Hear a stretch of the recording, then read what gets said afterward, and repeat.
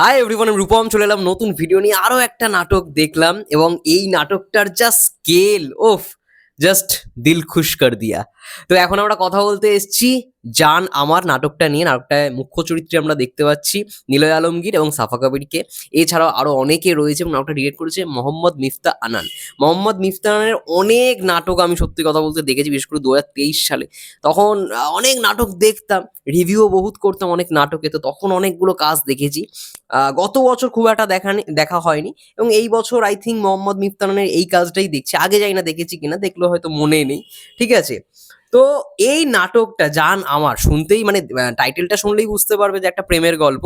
But এই নাটকটার মধ্যে আমি যেটা দেখলাম সব থেকে ভালো জিনিস, মানে অ্যাকশনটাও ভালো রকমভাবে ফোকাস করেছে। যেটুখানি অ্যাকশন দেখানো হয়েছে সেটা তোমাদের ভালো লাগবে, তোমরা এনজয় করবে।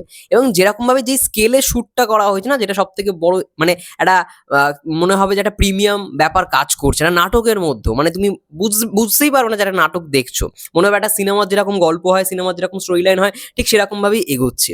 তো দারুণ, আমার তো এটাই সব থেকে অ্যাট্রাকটিভ পয়েন্ট লেগেছে। এবং সব থেকে বড় বিষয় যেটা অবশ্যই প্রথমেই বলতে হয়, যে নিলয় আলমগীরের প্রোডাকশন থেকেই নাটকটা এসছে এবং নিলয় আলমগীর না চেষ্টা করে, যেটুখানি দেখেছি তার আগেও অনেকগুলো তো কাজ দেখেছি, সেখানেও দেখেছি তার নাটকের মধ্যে, তার প্রোডাকশন হাউসের নাটকের মধ্যে তার চেষ্টাটা রয়েছে। সে কত বড় গ্র্যান্ডার করে, কত বড় স্কেলে জিনিসটাকে শুট করবে, এটা কিন্তু তার মানে পরপর নাটকগুলো দেখতে পাচ্ছি। যদিও বা গতকালকে যে নাটকটা দেখেছিলাম জলের প্রেম, ওটা নিলয় আলমগীরের প্রোডাকশনে ছিল না, বাট এই নাটকটা যা নামা, এটা নিলয় আলমগীরের প্রোডাকশনে।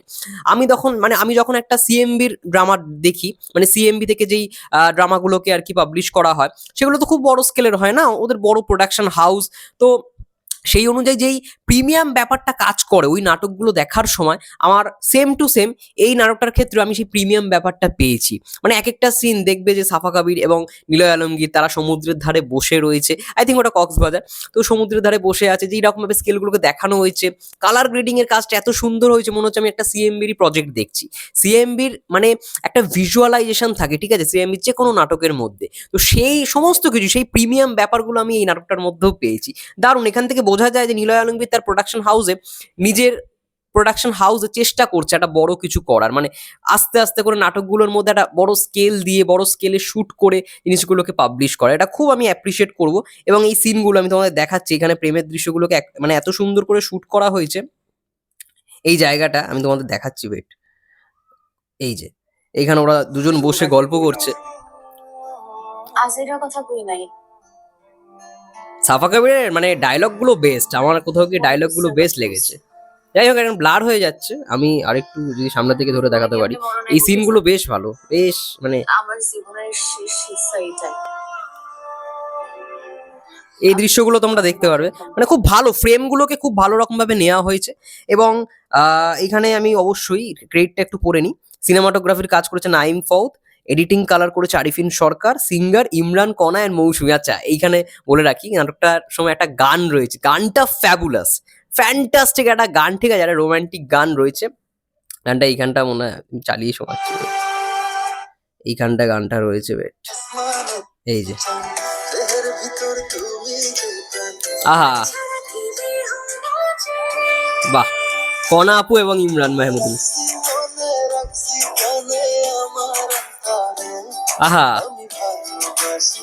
শুধু তোমাকে। দারুণ দারুণ, গানটা তোমরা শুনো, হেভি লাগবে গানটা, দারুণ, আমার তো হেভি লাগলো, ফ্যান্টাস্টিক লেগেছে। এবং ফটোগ্রাফি, ব্যাকগ্রাউন্ড দিয়েছে, background music Shubhra Raha, photography Abu Saleh, আর poster design Nahid Hossain. Poster design তো সব বেশিরভাগ নাটকেরই নাহিদ হোসেন ভাইয়াই করে, খুব ভালো হয় পোস্টারগুলো, নাটকের পোস্টারগুলো খুব ভালো হয়। এবং এই নাটকটার আর একটা অ্যাট্রাকটিভ পয়েন্ট, যে গল্পটা একদম সিম্পল গল্প, বাট এখানে আমার অ্যাট্রাকটিভ জিনিস লেগেছে সাফা কবিরকে আমি এতদিন পরে একটা অন্য একটা ক্যারেক্টারে দেখতে পেলাম। এবং তার মানে অ্যাসেন্টটা শুনতে বেশ ভালো লাগছে, সে যখন ডায়লগ ডেলিভারিগুলো বলছে মানে করছে, ওগুলো শুনতে বেশ ভালো লাগছে, এটা অন্যরকম টাইপের লাগছে, ঠিক আছে, তাকে লুকটাও বেশ ভালো ভালো দেওয়া হয়েছে। এবং নিলয় আলমগীর এই ক্যারেক্টারের মেন হচ্ছে বলতে পারো যে, কি বলবো, গুন্ডা বা ডন বা মাফিয়া বলতে পারো, যে আর কি মানে সবাইকে মানে মারে আর কি, এরকম একটা ক্যারেক্টার। তো ওই ক্যারেক্টারটার সঙ্গে প্রেমে পড়ছে হচ্ছে সাফা কবির যে ক্যারেক্টার, মানে নিলয় আলমগীরের ক্যারেক্টার সাফা কবিরের প্রেমে পড়ছে। সাফা কবির তো প্রথম দিকেই ওকে গুন্ডা হিসেবেই দেখে, তারপর আস্তে আস্তে প্রেমে পড়ে। তো এটা নিয়েই গল্প এবং ক্লাইম্যাক্সটা খুব ইমোশনাল। এবং তার সঙ্গে সঙ্গে এই নাটকটার মধ্যে জাহিদ ইসলাম ভাইয়াও রয়েছে।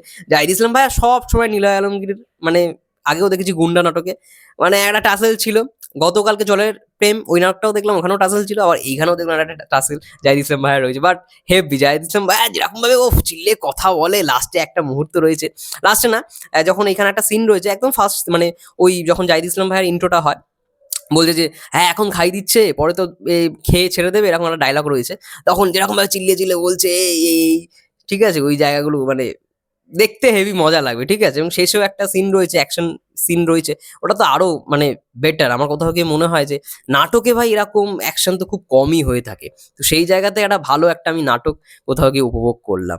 ভালো, তোমরা দেখতে পারো, সিনেমাটোগ্রাফির কাজ ভালো, লুক অ্যান্ড ফিল খুব ভালো, ব্যাকগ্রাউন্ড স্কোরও ভালো, বেশ ভালো। নীলা আলমগীর এবং সাফা কবিরের একটা ভালো মানানসই জুটির একটা খুব ভালো কাজ। যাই হোক, তোমরা অবশ্যই দেখো, আর ততক্ষণের জন্য সেই ভালো থেকো, সুস্থ থেকো, টেক কেয়ার।